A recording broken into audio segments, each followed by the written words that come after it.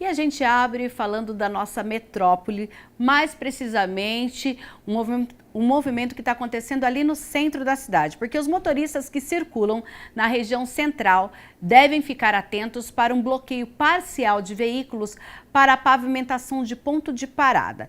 Essa parada aí, ou seja, essa interdição, ela vai acontecer até o dia 24 de setembro na rua Jorge Miranda, que é a continuação da Orozimbo Maia, próximo ao Mercadão. E quem traz as informações é André Aranha. Boa tarde, André. Boa tarde, Mirna. Boa tarde para todo mundo acompanhando o Câmara Notícia. É isso mesmo, esse trecho vai ficar interditado até a próxima terça-feira, às 5 horas da tarde. Portanto, até o dia 24, o trecho aí, continuação da Avenida Orozimbo Maia, a Rua Jorge Miranda. Como a gente pode observar nas imagens, os agentes da INDEC estão aqui trabalhando. Quem costuma, portanto, circular pela região central deve ficar atento a mais uma frente de obras para pavimentação de ponto de parada, que exigiu bloqueio parcial. Um trecho, como eu disse, aqui da Rua Jorge Miranda, foi parcialmente interditado ao tráfego de veículos pela INDEC. O bloqueio, portanto, deve durar praticamente uma semana, até a próxima terça-feira, e a faixa direita da pista interna da via vai ficar fechada ao trânsito nas alturas.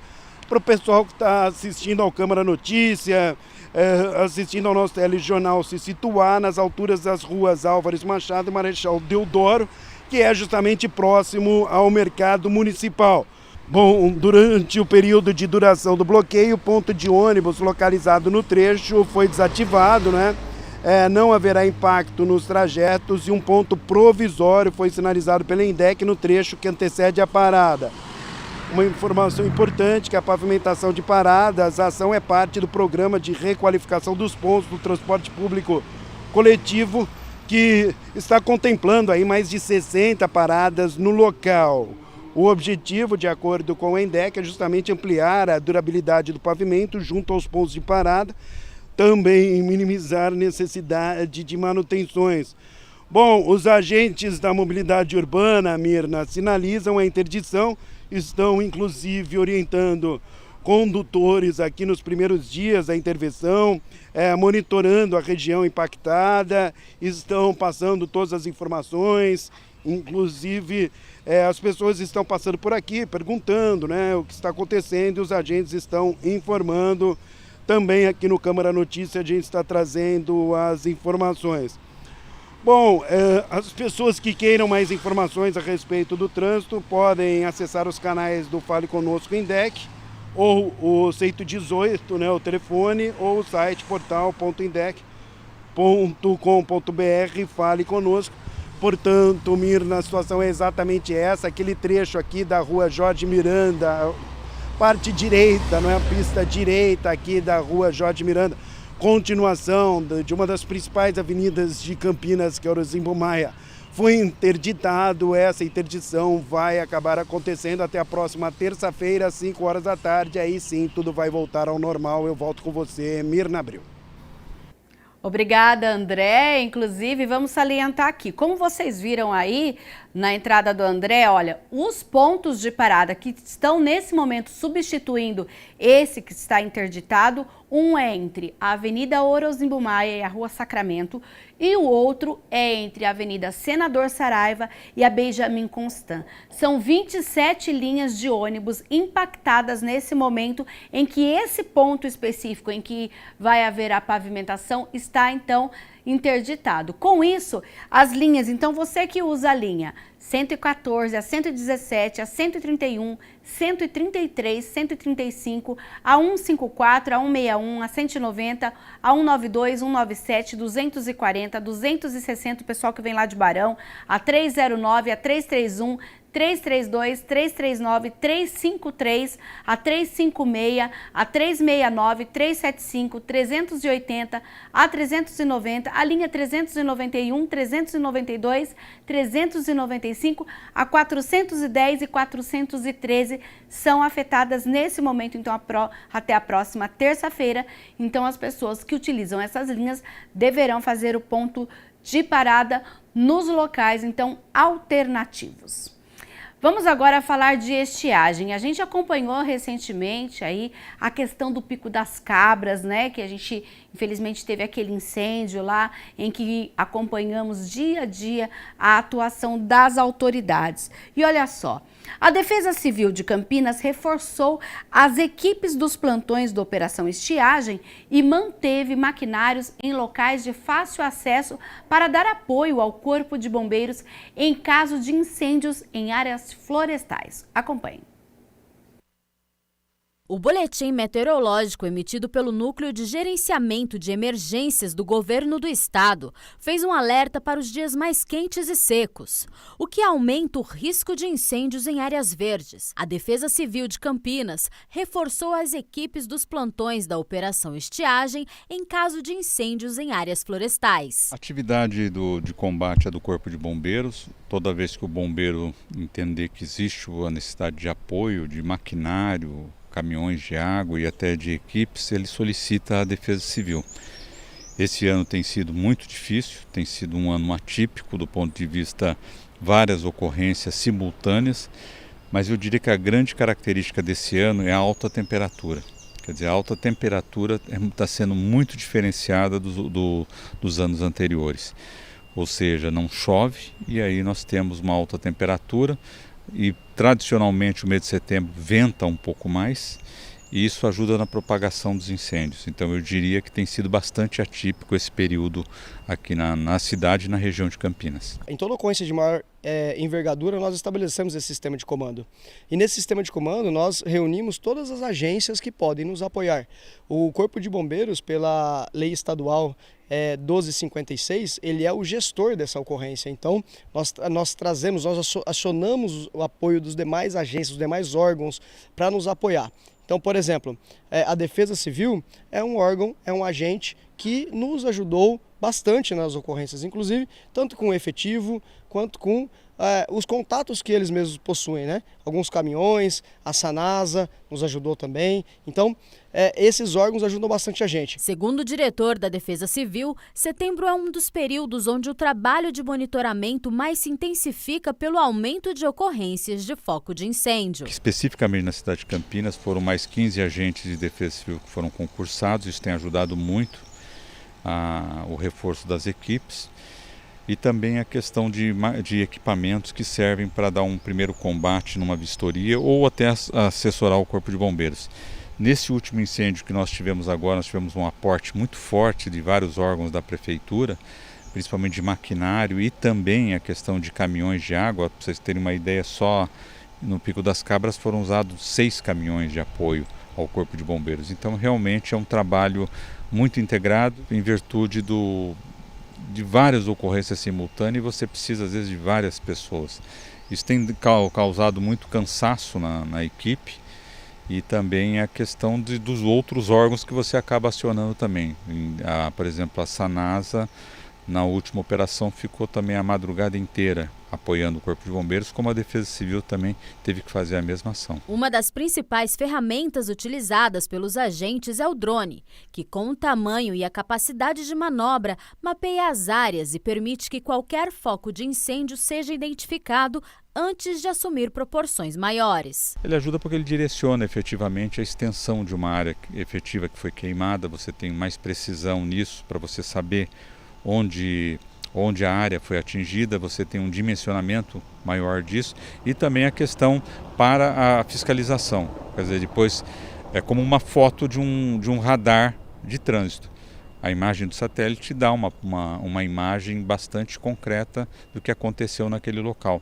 Então você tem um dimensionamento muito forte do que aconteceu e as questões de notificação também do porquê aconteceu aquilo, porque a área não estava limpa, porque a área não estava cuidada. A Defesa Civil tem como função reduzir os riscos de desastres através de ações preventivas. E toda ocorrência atendida também pelo Corpo de Bombeiros também é monitorada pela Defesa Civil.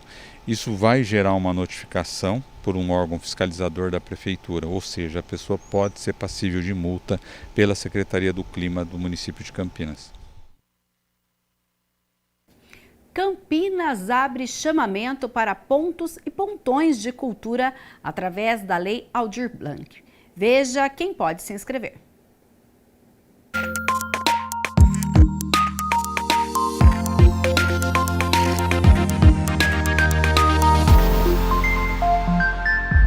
A Secretaria Municipal de Cultura e Turismo abriu inscrições para 2 editais dirigidos aos pontos e pontões de cultura em Campinas. A gente tem uma cena cultural em Campinas com pontos muito importantes para a história nacional.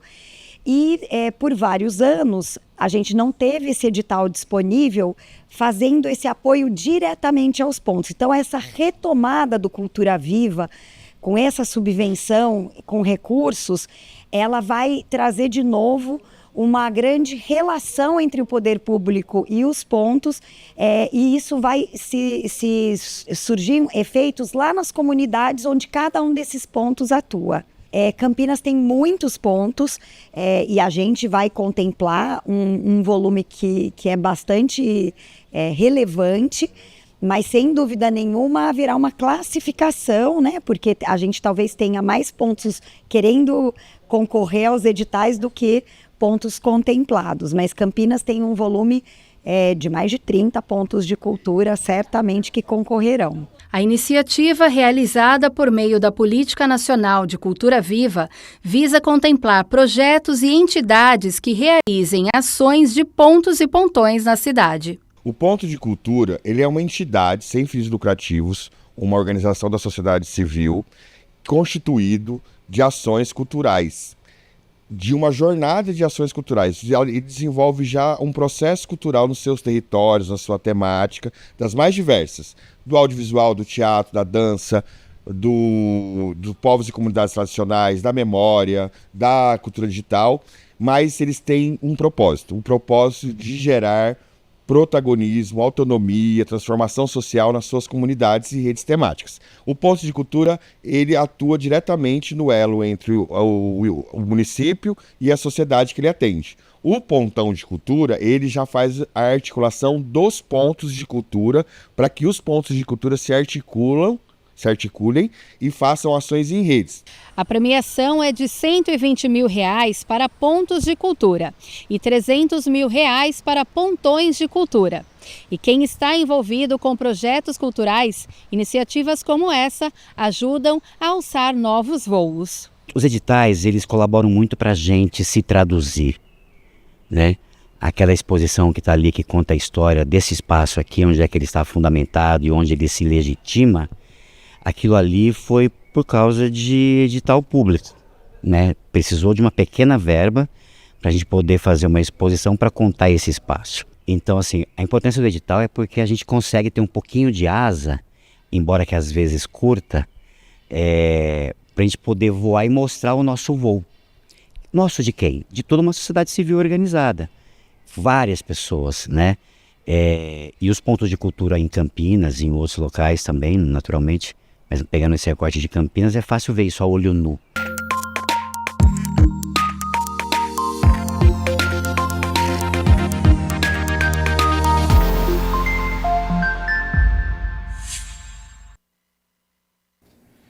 A gente reforça aqui, então, que é o seguinte, olha, até o dia 8 de outubro, então, a gente tem as inscrições para os pontos de cultura. Já os pontões de cultura, as inscrições vão até o dia 4 de outubro. E é preciso você entrar no site lá da Prefeitura, campinas.sp.gov.br, entra na Secretaria de Cultura, vai na aba Editais, que você encontra lá todos os critérios, inclusive o link para fazer a inscrição. A gente vai falar hoje de mais uma maravilha aqui da cidade de Campinas, afinal, Campinas tem aí as 7 maravilhas, né? E você sabia que o Jockey Club, olha só, aqui na cidade funcionou há muito tempo e é um prédio que fica no centro, considerado, claro, uma das 7 maravilhas. Ele foi fundado em 19 de setembro de 1877 por Antônio Egídio de Souza Aranha, Francisco Elisiário, Francisco José de Camargo Andrade e também por Francisco Aranha. O Jockey Club movimentou muito dinheiro com as apostas das corridas de cavalo da época da conclusão de sua sede até a década de 1970. O clube viveu aí um período de muito movimento, sendo palco de grandes festas recitais de piano, violino e canto das famílias tradicionais aqui de Campinas.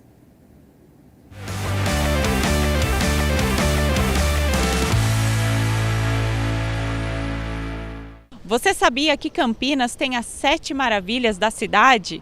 Hoje nós vamos conhecer a 4ª maravilha, que é o Jockey Club Campineiro.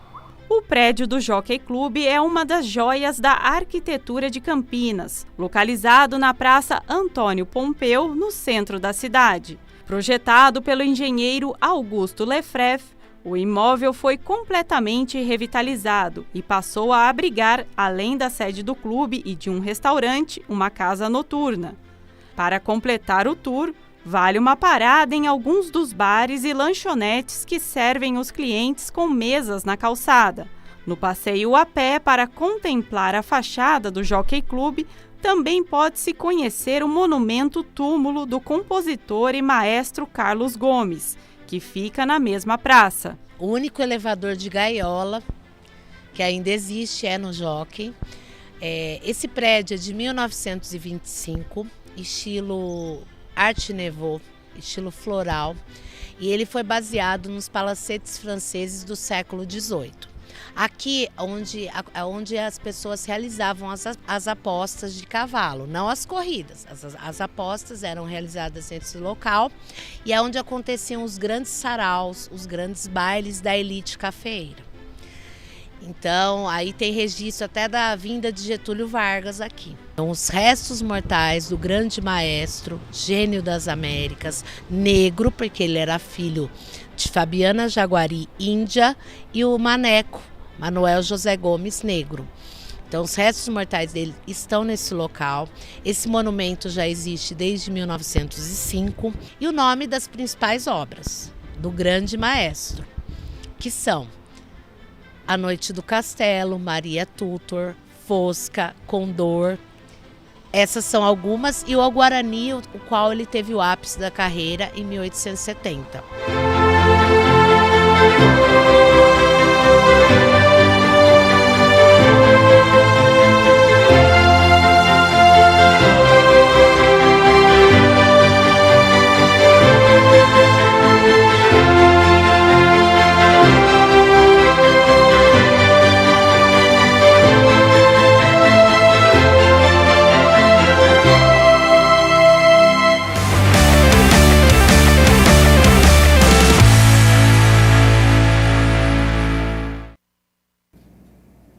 Hora de falar de eleições de 2024, até porque dia 6 de outubro é dia de ir às urnas aí escolher prefeitos e vereadores. E olha só, eleitores podem denunciar irregularidades pelo aplicativo Pardal, desenvolvido pela Justiça Eleitoral.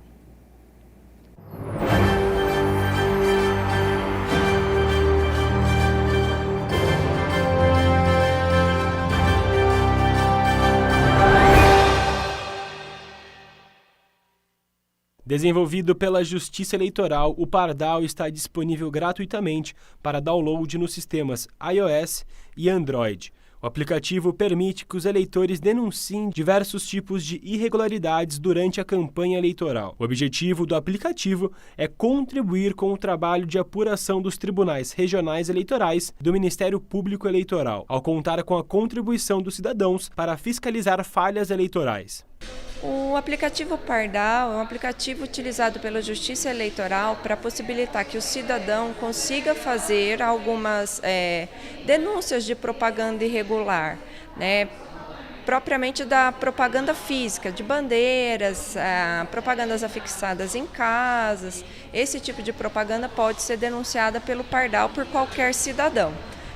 Problemas de internet, WhatsApp, Instagram, esse tipo de denúncia tem que ser feita direto pelo MP. As denúncias podem ser feitas de forma anônima. Todas as demandas são tratadas como sigilosas pelo sistema, assegurando a confidencialidade da identidade do cidadão. Pelo aplicativo, o eleitor acessa o aplicativo, faz a denúncia, deve haver prova dessa denúncia que está sendo feita. Uma foto, um vídeo, algum documento que comprove o que a pessoa está alegando, né? Não uma denúncia vazia. Se a denúncia não contiver tiver nenhum tipo de prova ali da alegação do eleitor, ela vai ser arquivada. O Pardal recebe somente denúncias de propaganda eleitoral irregular. Denúncias sobre desinformação podem ser feitas pelo SOS Voto por meio do número 1491. No aplicativo também é possível encontrar orientações sobre o que pode durante a campanha. Tanto no aplicativo quanto no site da Justiça Eleitoral existem diversas informações acessíveis ao eleitor para saber o que pode ou não pode ser feito nas eleições.